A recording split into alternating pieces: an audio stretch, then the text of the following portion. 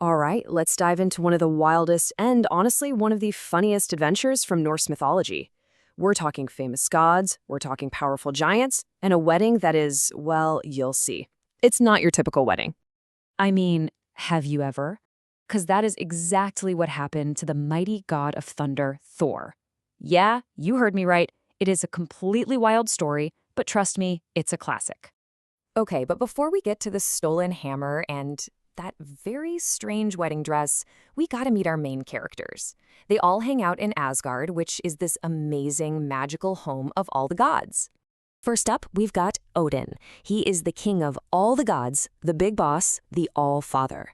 He's incredibly wise, unbelievably powerful, and he's the god of both war and poetry. This guy even sacrificed one of his own eyes just for more knowledge. Now that's commitment. And here's his most famous son, Thor.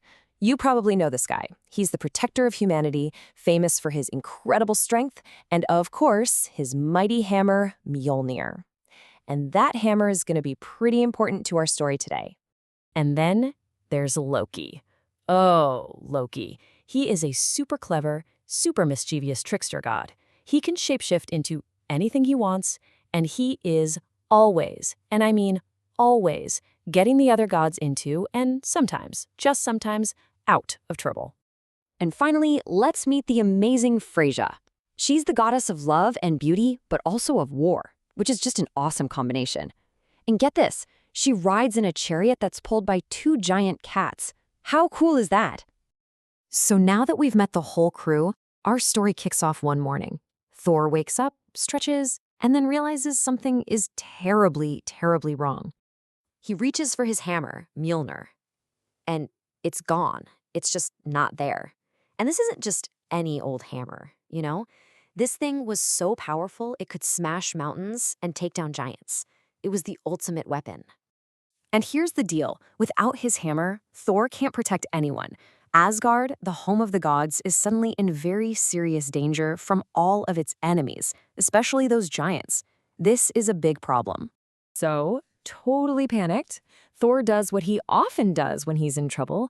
He goes to Loki. And Loki, surprisingly, agrees to help. He borrows Freyja's magical feather cloak, which lets him fly, and he zooms off to Jotunheim, the land of the giants, to see what's up. And what do you know? Loki finds the thief. It's a giant lord named Thrym. And Thrym's demand is just completely outrageous.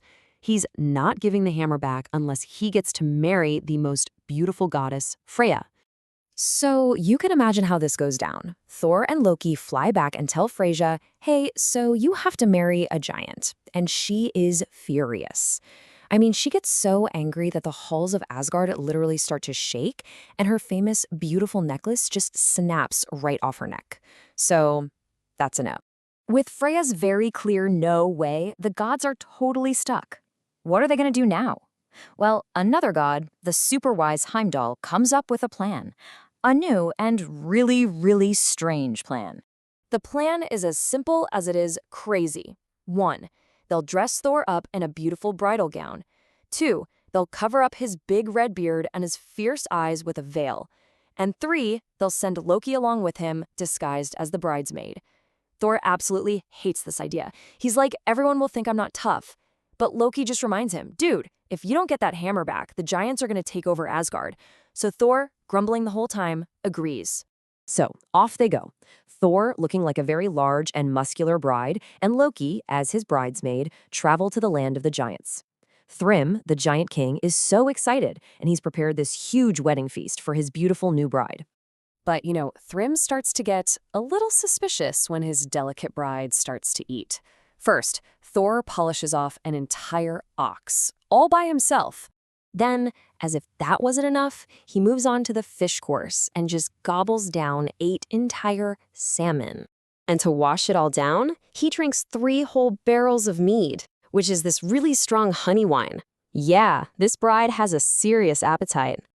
Now, Thrym is powerful, but maybe not the brightest. He asks Loki, why is my bride eating so much? And quick as a whip, Loki says, oh, she hasn't eaten for 8 whole nights. She was just so excited to come here.